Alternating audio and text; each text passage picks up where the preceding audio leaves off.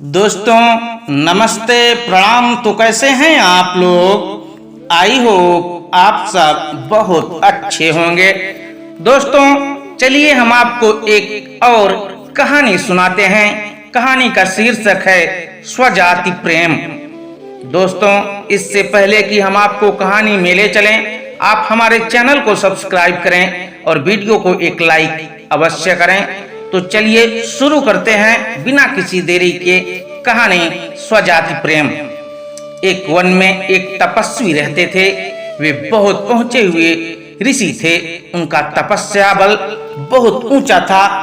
वह रोज प्रातः आकर नदी में स्नान करते और नदी किनारे के एक पत्थर के ऊपर आसन जमाकर तपस्या करते थे। निकट ही उनकी कुटिया थी जहां उनकी पत्नी भी रहती थी। एक दिन एक विचित्र घटना घटे। अपनी तपस्या समाप्त करने के बाद ईश्वर को प्रणाम करके उन्होंने अपने हाथ खोले ही थे कि उनके हाथों में एक नन्ही सी चूहिया आ गिरी। वास्तव में आकाश में एक चील पंजों में उस चूहिया को दबाए उड़ी जा रही थी और संयोगवश चूहिया पंजों से छूटकर गिर पड़ी थी। ऋषि ने मौत के भय से थरथर कांपती चूहिया को देखा। ऋषि और उनकी पत्नी के कोई संतान नहीं थे। कई बार पत्नी संतान की इच्छा व्यक्त कर चुकी थी। ऋषि दिलासा देते रहते थे। ऋषि को पता था कि उनकी पत्नी के भाग्य में अपनी कोख से संतान को जन्म देकर मां बनने का सुख नहीं लिखा है। किस्मत का लिखा तो बदला नहीं जा सकता, परंतु अपने मुंह से यह सच्चाई बताकर वे पत्नी का दिल नहीं दुखाना चाहते थे। यह भी सोचते रहते कि किस उपाय से पत्नी के जीवन का यह अभाव दूर किया जाए। ऋषि को नन्ही चूहिया पर दया आ गई। उन्होंने अपनी आंखें बंद कर एक मंत्र पढ़ा और अपनी तपस्या की शक्ति से चूहिया को मानव बच्ची बना दिया। वह उस बच्ची को हाथ में उठाए घर पहुंचे और अपनी पत्नी से बोले, सुभागे तुम सदा संतान की कामना किया करती हो।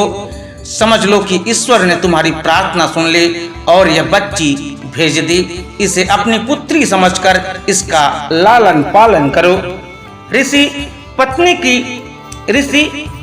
बच्ची को देखकर बहुत प्रसन्न हुई। बच्ची की अपने हाथों में लेकर चूमने लगी। कितनी प्यारी बच्ची है, मेरी बच्ची ही है तो इसे मैं पुत्री की तरह ही पालूंगी। इस प्रकार वह चूहिया मानव बच्ची बनकर ऋषि के परिवार में पलने लगी।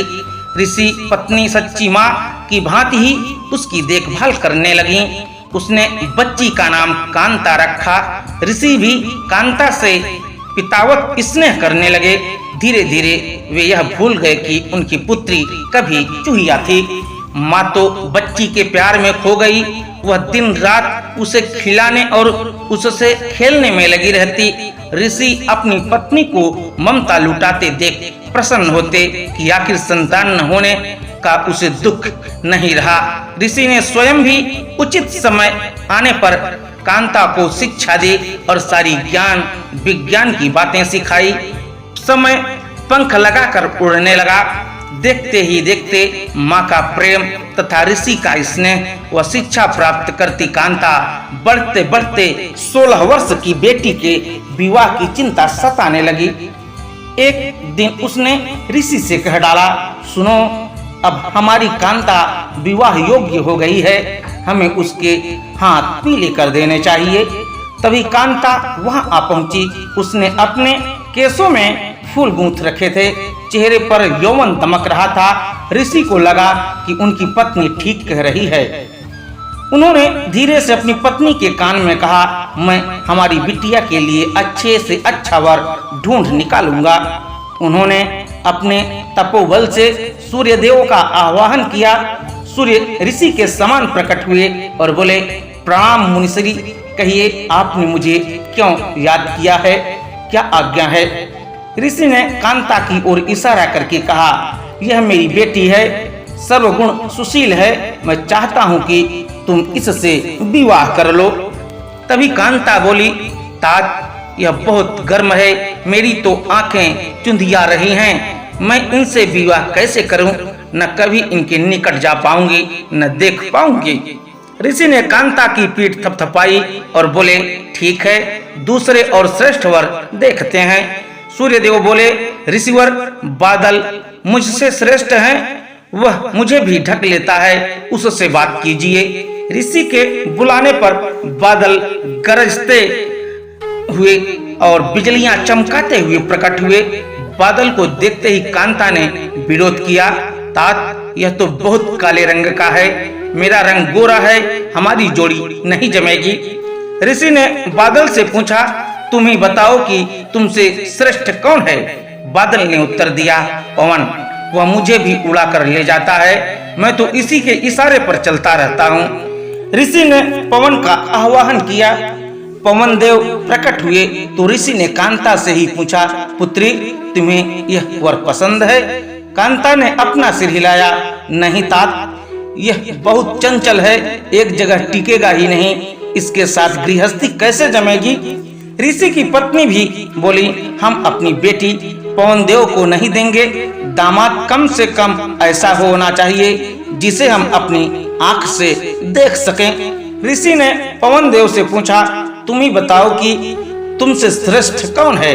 पवन देव बोले, ऋषिवर, पर्वत मुझसे भी श्रेष्ठ है, वह मेरा रास्ता रोक लेता है।